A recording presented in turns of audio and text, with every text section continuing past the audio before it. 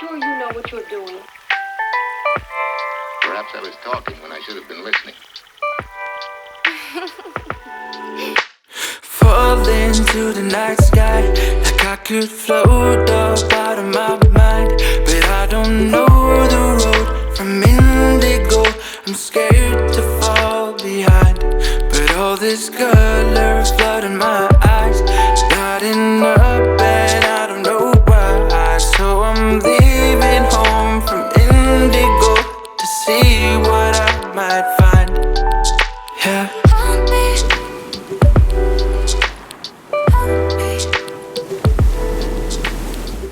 What's up, Kobi crew? It's Kobi McCoull back with another episode of Tuesday Tunes. In today's episode, once again, I want to do something slightly different. I hope you enjoyed that little clip there. I'm really pleased with how that song has come out so far. And in today's video, I want to break the song down. I used this beat to learn a lot of different things about the entire process. I want to share with you the resources that I learned from so that you can also learn from them too. I'm actually really excited to take you through this whole beat, so let's just jump into it. I'm going to try and keep everything relatively simple because there's quite a lot to go through. I'm going to work from the bottom to the top because that's more or less how I made the beat, but it also ties in really well with the resources that I want to show you. Overall, I wanted to go for that lo-fi vibe, and you know exactly what I mean. The kind of delightful, crunchy mellowness. But I wasn't sure how I was going to get that overall, and the first resource really helped. So I started off with a patch in Omnisphere and also Sakura, a plugin that I didn't even know existed, and I'm so glad that I do now. The Sakura pad sounds like this.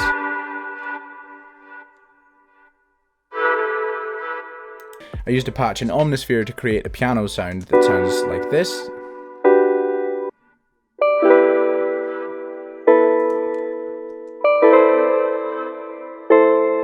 And as ever, I automated the volume and the effects volume so that it came on and off to really emphasize the energy of the song.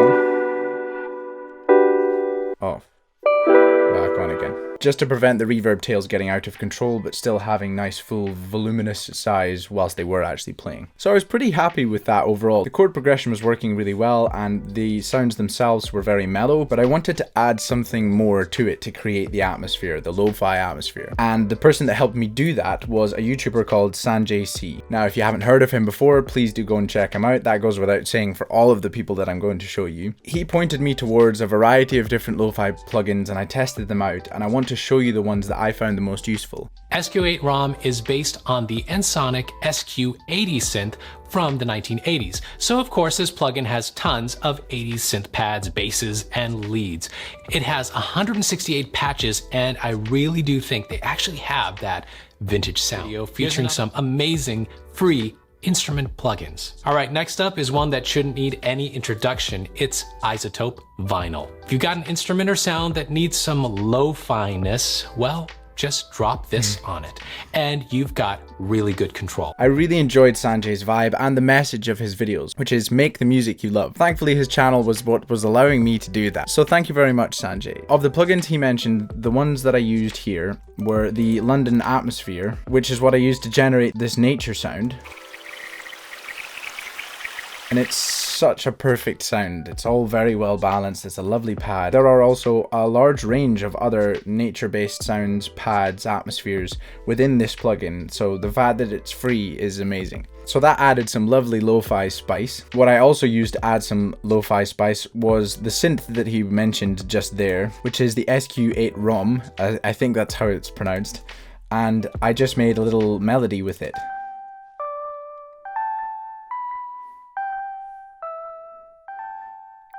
And like he said, there were loads of different sounds available, and that's a wonderful resource to have. And once again, it's free. So overall, the instruments and sound effects came together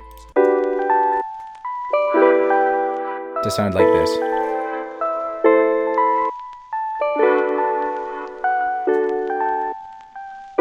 I could tell it was going somewhere good. The next thing that I moved on to were the drums. I found most of the drum sounds from Splice, and it's just a resource that I always go to because it's quite easy to search for different sounds.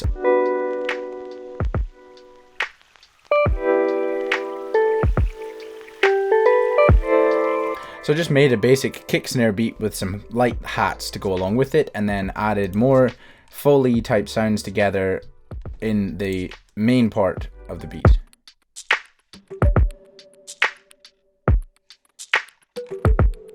I just wanted it to be quite blippy and bouncy, and I guess delightful was one of the main adjectives that I was going for, and thankfully I think everything actually came together to do that very well.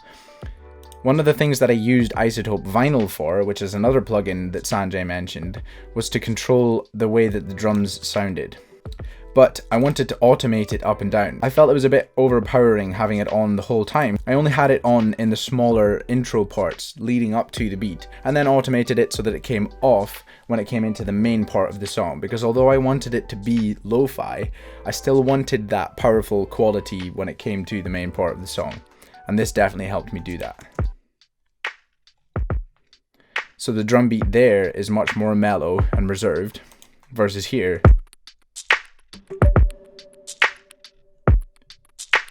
it's much more full and fits better with the energy. Now, Sanjay wasn't the only person that recommended iZotope Vinyl to me, and another YouTuber I've been learning a lot from recently and really enjoying his content is Talenti. Dude, I'm not even gonna lie, this is like the best beat I've ever made. They're like top 3. And it's in 5/8, that's crazy. Talenti on the beat.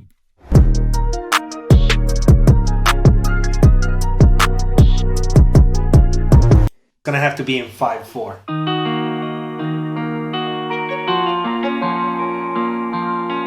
So Ed has really great videos about the whole beat making process in itself, but he also does some really cool live streaming sessions where he either cooks up his own beats and live streams it, or he reacts to his subscribers' beats and gives them advice and tips, which are all very useful and helpful. So if you're not subscribed to Ed already, then please do. Ed also pointed me towards the iZotope Vinyl, and his general production tips and advice helped me a lot with the drums themselves, because Ed himself was originally a drummer. So that's another wonderful resource. Thanks, Ed. The next thing that it felt very obvious for me to go into were the 808s. 808s are a really significant thing because bass is such a powerful part of the beat, so you really want to try and get it right. Now, I wouldn't say that I've mastered the art of 808s yet, but I've certainly learned a lot about them recently. So here's the 808s.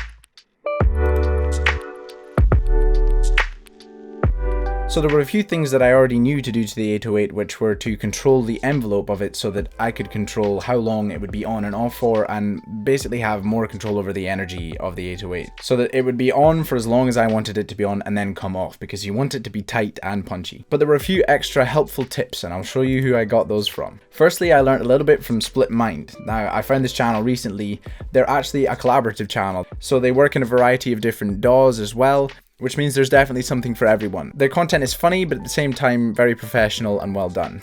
How to make your 808s hit really hard, like really hard, with stock plugins. The heavier, like, kind of distorted, almost 808s are what's in style right now. And plus, like, who wants to listen to a beat with weak 808s, you know what I mean? No one wants to listen to a beat with weak 808s. So, like, these techniques and stuff work with the majority of 808s. I have the regular Zaytoven 808. One thing you do have to be careful about is this plugin will really boost the bass a lot, so you have to make sure. So I learned a variety of different things from That Was Based One that was giving that tutorial, but I watched quite a few of their different videos and they've got a wide variety of them, so definitely go check them out. There's a bunch of helpful tips and advice. So I ended up using Fruity Bass Boost and Wave Shaper. I knew to use Wave Shaper, but I didn't know about Fruity Bass Boost until now. And I actually didn't want to overcomplicate the 808 very much. It can sometimes be tempting to have them sliding about all over the place and doing crazy stuff. And there's a time and a place for that, but I didn't feel that it was here. Now, the other source that I learned about 808s from, I didn't just learn about 808s from, I've learned a lot from, and I really enjoy this channel a lot. And this was none other than the realest puppet in the game, Reid Stefan.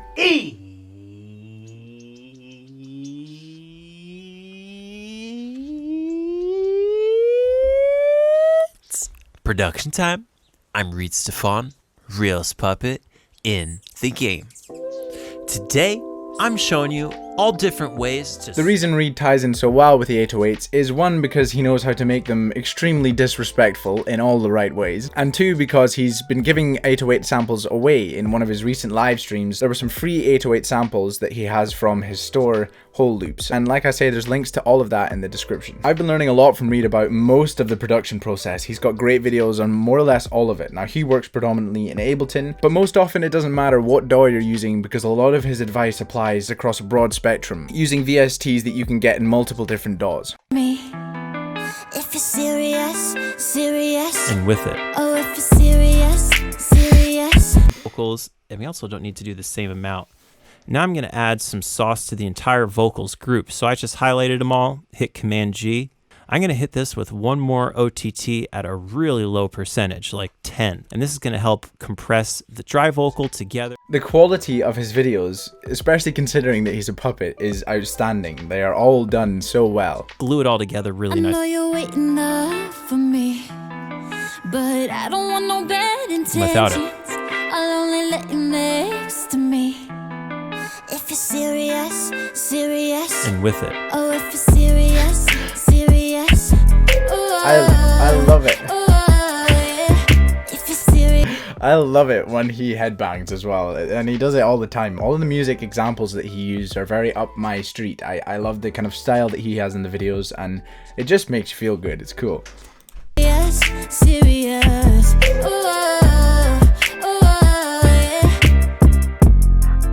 So if you haven't heard of Reid Stefan or you haven't checked him out yet, please do, because you don't want to miss out on any of that. And once again, that leads on very nicely to the next aspect and the final aspect of the beat, which were the vocals. Falling to the night sky, like I could float up out of my mind, but I don't know the road from indigo. But all this color flooding my eyes, lighting up, and I don't know why. So I'm leaving home from indigo to see what I might find. Yeah. Now, overall, I would say that the final vocal production would be a little bit different to this. I just wanted to throw down some ideas, some lyrical ideas, and some melody ideas that I had. My brother's making a load of noise in the background because he's just downloaded Ableton recently and he's been testing out a bunch of different stuff, so I have no idea what he's doing, but if some weird noises come into the recording, it's my brother. I've been making some decent progress in understanding how to process vocals, and Reid's videos have been a massive part of that, so thank you very much, Reid. But it hasn't just been Reid that's been involved in that. He also works very closely with Karra, a talented vocal artist. I actually used some of her vocal samples in the song, which I'll show you in a second. So this is her voice playing in the song. Hey, yeah. So there you guys have it, our guide to making expensive vocals with cheap gear, and we want you guys to sound great too. So we're going to be giving away this Focusrite. So all of their videos are very well thought out, there's great energy, but there's also really good advice, and it genuinely does make a massive difference. So thank you, Reid and Karra. Now, I got Karra's vocals from Splice, which is a resource that I've used for quite a while. Now, this resource isn't free, but you can choose a variety of different ways that you want to use it, and a lot of it is very accessible, and it's actually been very significant at helping me improve my sound. Karra has a variety of different vocal sample packs on there. I've been thinking about you.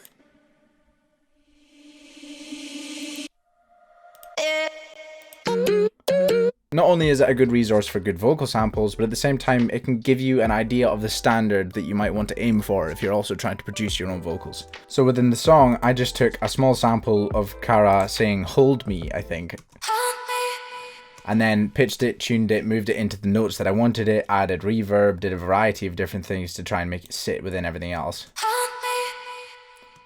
So along with everything, it sounds like this.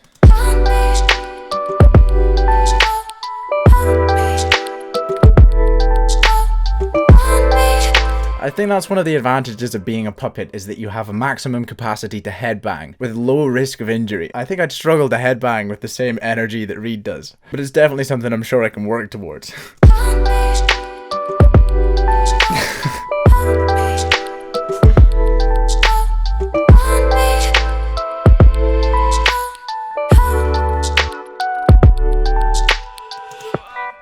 I really liked what Karra's voice did to the atmosphere of the song, so If I were to finalize this song and actually release it, I have no idea what I would have the vocals doing, but for the moment I just wanted to experiment and try and learn a bunch of different things. So although I had the main vocal and the harmonies and the left and right layers playing in the main section like this, into the night sky, like I could float up out of my mind, but I don't know the road from indigo. so that was what I had the main vocal section doing, but in other sections I wanted to experiment with making my voice fit with the lo-fi style. Into the night sky, like I could float up. You sure you know what you're doing? But I don't know the road. Perhaps I was talking when I should have been listening. I'm scared to fall behind. Fall into the night. So I had lots of small, delicate vocals coming together in the build up to the main beat of the song. I reversed Karra's vocal because reversing things is just more or less always awesome. And then I had 3 different spoken word samples again, which I got from Splice. You sure you know what you're doing? No. Perhaps I was talking when I should have been listening. Well, exactly. And then just like a cheesy little giggle. I'm not sure whether that was Karra's voice. I don't think it was. And then just my vocal, but sent to a different vocal channel here with some different EQ that gives it that sort of telephone vibe. Into the night sky, like I could fly behind. And then I also just automated the panning of each of those different things to give it different spatial qualities and sent some of it to reverbs and some of it not. A lot of these techniques I've just gradually been figuring out over time, but some of them I've learned very recently from people like Reid and Karra. Fall into the night sky, like I could float.